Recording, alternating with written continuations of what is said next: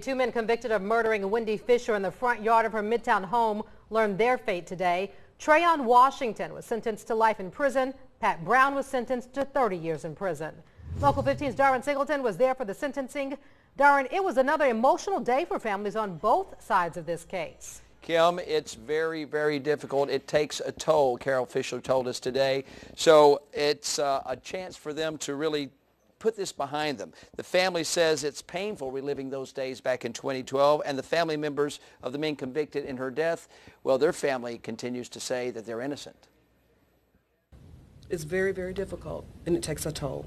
Carol Fisher came to the courthouse one last time today to learn the fate of the two young men convicted of killing her daughter, Wendy.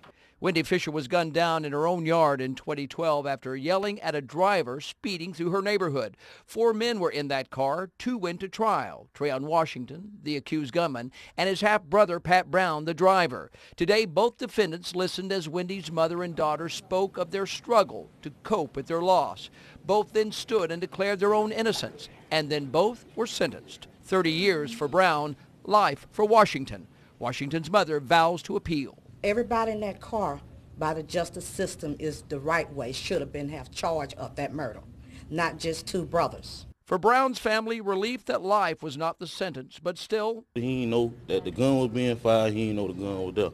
You know, he was innocent. And I believe, as I stated in closing arguments, that he was the ringleader. And I believe if he would not have stopped that car, none of us would have been here. The trips to the courthouse are over, but for Carol Fisher, Wendy's mother, there's an empty place at the table, and that is something she says she has to deal with every morning when she wakes up.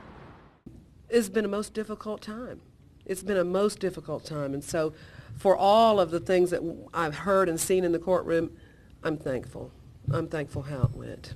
No, it never ends for us. It'll never end for us, but it is the end today. Now, Pat Brown, one of the convicted, was on probation for first-degree robbery when this crime happened. His probation was revoked and his 15-year sentence reinstated, but it will now be served concurrently at the same time as he serves his new 30-year sentence he received today. Greg?